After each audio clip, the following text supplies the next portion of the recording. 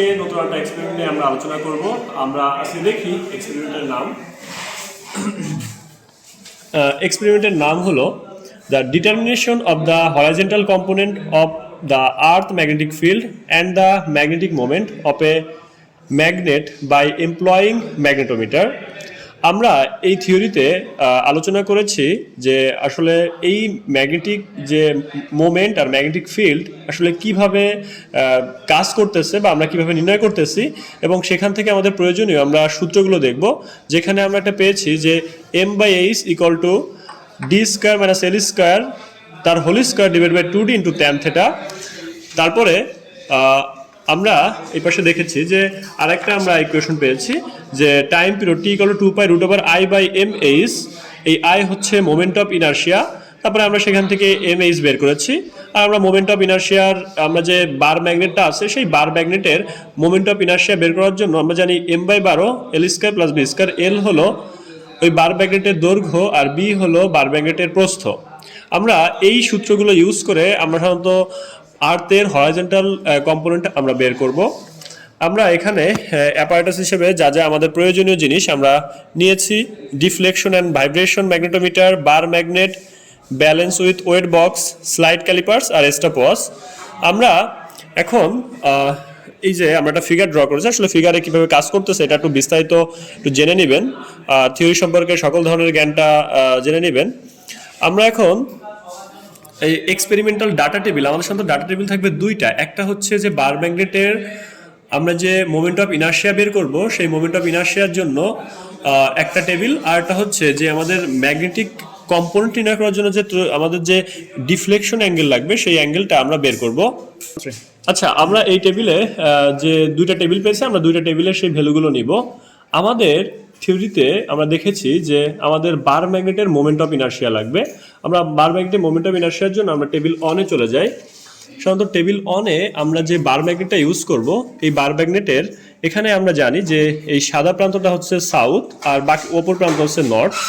আমাদের এই বার ম্যাগনেটের লেন্থ আমরা সাধারণত একটা স্কেল দিয়ে মেপে পেয়েছি কত, 10.3। অর্থাৎ আমরা 10.3ই আমরা বারবার আমরা স্লাইড ক্যালিপার্স বা স্কেল দিয়ে অর্থাৎ সুন্দরভাবে মেজার করব। তারপরে আমাদের এই প্রস্থ, আমাদের এখান থেকে একটু স্লাইড ক্যালিপার্সের মাধ্যমে এইখানে আমরা প্রস্থটা বের করব। এই যে আমরা প্রস্থটা পেয়েছি। তারপরে আমরা সাধারণত দৈর্ঘ্য অর্থাৎ এল প্রাইম আর প্রস্থ 1.b যেটা বলছি যে 1.127 আমরা পেয়েছি। আর আমরা ওয়েট মেশিন দিয়ে এই ম্যাগনেটটার ভর নির্ণয় করবো, যেখানে পেয়েছি 46.5 গ্রাম। অর্থাৎ আমাদের প্রথম টেবিলটায় আমরা আমাদের যে মোমেন্ট অফ ইনার্শিয়া নির্ণয় করার জন্য যত প্রয়োজনীয় ডাটা আমরা সেটা লিপিবদ্ধ করেছি। এরপরে টেবিল 2-এ অর্থাৎ আমরা এখানে বলতেছি যে টেবিল 2-তে হলো table for determination of m/h। অর্থাৎ এই m/hটা বের করার জন্য আমাদের যে বিচ্যুতি কোণ অর্থাৎ ডিফ্লেকশন অ্যাঙ্গেল লাগবে সেটা আমরা বের করব। সেটার জন্য আমরা একটু সেই অ্যাপারেটাসের দিকে নজর দিই। আমরা এই বার ম্যাগনেটটাকে এমনভাবে স্থাপন করে এই ডিফ্লেকশন ম্যাগনেটোমিটারের দিকে আনবো যাতে দেখি মিনিমাম 45 ডিগ্রি থেকে সামান্য একটু বেশি কোণ থাকে, আমরা সেই দূরত্বে স্থাপন করব। আমরা এখানে দেখতে পাচ্ছি যে এই বার ম্যাগনেটটার যখন আমরা অর্থাৎ এই যে ডিফ্লেকশন যে ম্যাগনেটোমিটার আছে তার ভ্যালুটা অর্থাৎ একেবারে 0 পজিশনে আছে, 0 পজিশন। আমরা এই বার ম্যাগনেটটাকে এমনভাবে এই ডিফ্লেকশন ম্যাগনেটোমিটারের কাছাকাছি আনবো যেন আমরা দেখি যে 45 ডিগ্রির আশেপাশে একটা ভ্যালু পাই। আমরা এটা স্লোলি মুভ করব। আমরা দেখব যে কোথায় সাধারণত 45 ডিগ্রির থেকে একটু বেশি অ্যাঙ্গেলে ওটা রোটেট করে। আমরা স্লোলি আনবো এটা। এই যে আমরা দেখতে পাচ্ছি যে এটা রোটেট করা শুরু করেছে। তাহলে আমরা মিনিমাম 45 ডিগ্রি থেকে একটু সামান্য বেশি অ্যাঙ্গেলে নেওয়ার জন্য আমরা চেষ্টা করব যে যতটুকু আমরা বার ম্যাগনেটটাকে নিতে পারি। আমরা স্লোলি এটা বার ম্যাগনেটটাকে মুভ করাবো।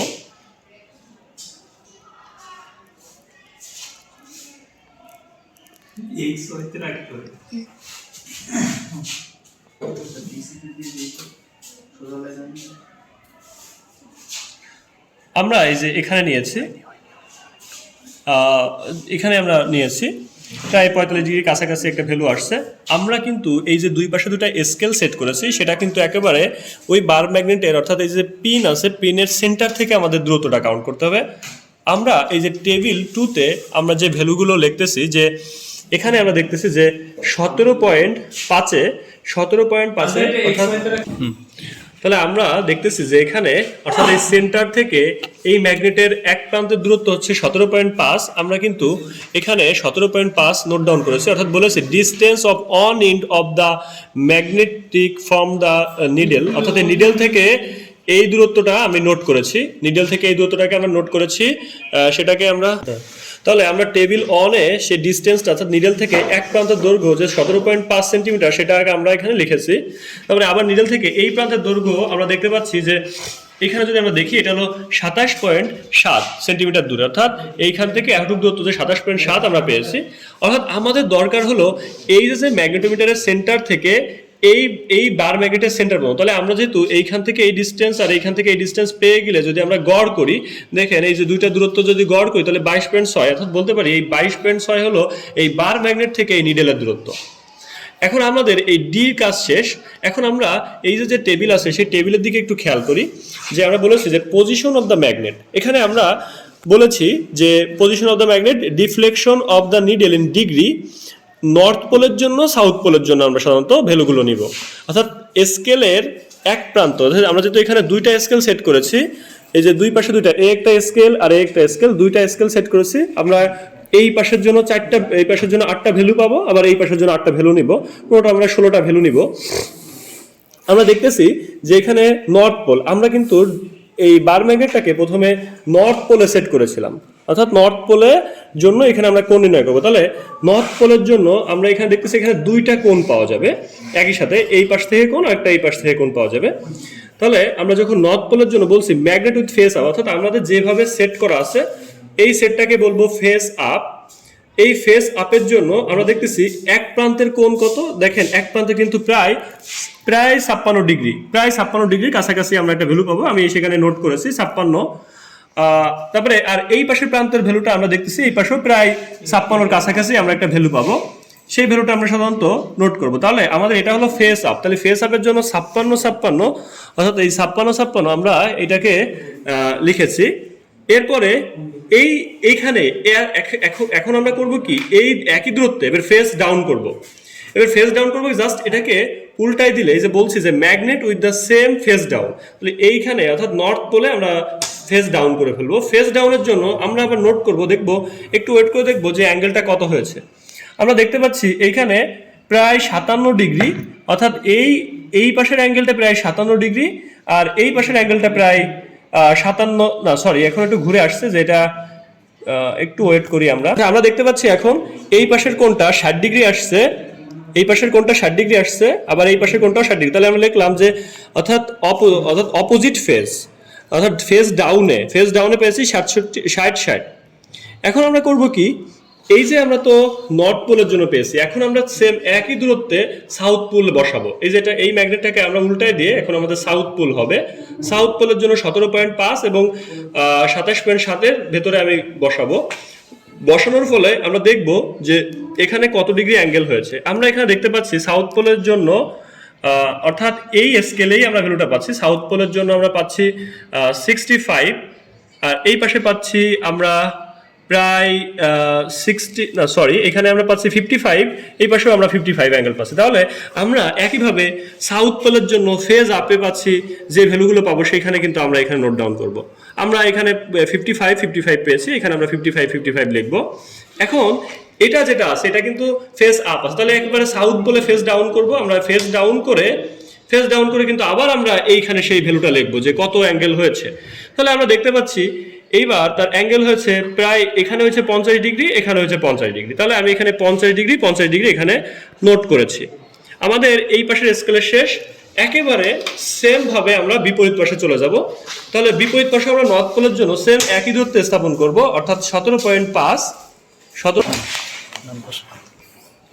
আমি যদি আজকে আমরা 2 নাম্বার স্কেলে আমরা কিন্তু একই দূরত্বে সেই বার ম্যাগনেটটা বসাইছি, অর্থাৎ এটা নর্থ পোল।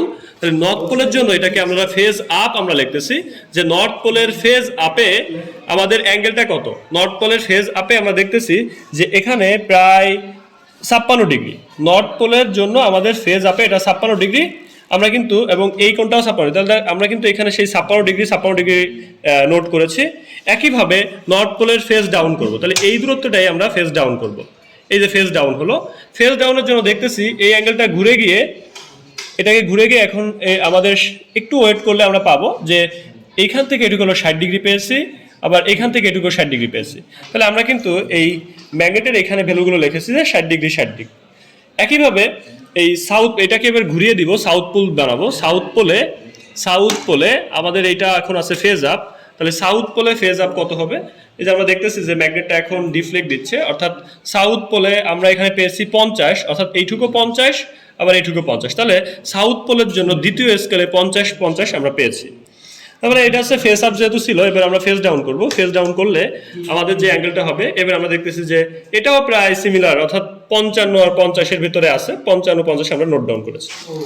আমাদের ডিফ্লেকশন ম্যাগনেটোমিটারের কাজ শেষ। আমরা সাধারণত এই যে অ্যাঙ্গেলটা পেয়েছি, অর্থাৎ কতটুকু ডিফ্লেকশন যে অ্যাঙ্গেল সেটার আমরা গড় করবো। অর্থাৎ এখানে যেহেতু 16টা ভ্যালু আছে, এই ভ্যালু যোগ করে 16 ভাগ করলে 55.25, অর্থাৎ আমাদের যে ডিফ্লেকশন অ্যাঙ্গেল, অর্থাৎ গড় যে ডিফ্লেকশন অ্যাঙ্গেল আমরা পেয়েছি 55.25 ডিগ্রি। এখন আমরা বাকি কাজ করব হচ্ছে যে ভাইব্রেশনাল ম্যাগনেটোমিটার যেটা আছে, এইখান থেকে আমরা এই বার ম্যাগনেটটার টাইম পিরিয়ড বের করব। আচ্ছা, আমরা দেখি এটা কিভাবে বের করতে হয়। আমরা এই ডিফ্লেকশনটা নেওয়ার জন্য, অর্থাৎ এই যে ম্যাগনেটোমিটার আছে, অর্থাৎ যে বার ম্যাগনেট আছে, সেটার যে টাইম পিরিয়ড বের করার জন্য আমরা সাধারণত একটু ক্যালকুলেশন করব। এখানে আমাদের একটু সতর্কতা অবলম্বন করতে হবে। আমি জাস্ট এখানে একটু এক্সপেরিমেন্টের সুবিধার্থে আমি জাস্ট প্রসিডিউরটা একটু বলে দিই। এখানে আমরা করব কি, এই যে বার ম্যাগনেটটা আছে, সেই ম্যাগনেটটাকে আমরা একটু স্থির হতে সময় দিব। স্থির হতে, অর্থাৎ যখন আমাদের সম্পূর্ণভাবে স্থির হবে এবং আমাদের এইখানে যেহেতু এই যে আছে, অর্থাৎ কোনো অ্যাঙ্গেলে উঁচু নিচে আছে কিনা, আমাদের এই দুই পাশে দুইটা নাট আছে, এই নাট বল্টুর সাহায্যে আমরা এটাকে উঁচু নিচু করে সেট করে নিব। এরপরে আমাদের যখন স্থির হয়ে যাবে, তখন আমরা ওটার একটা, অর্থাৎ যে 10টা পূর্ণ তরঙ্গ সম্পূর্ণ করতে কত সময় নেয় সেটা আমরা কাউন্ট করব।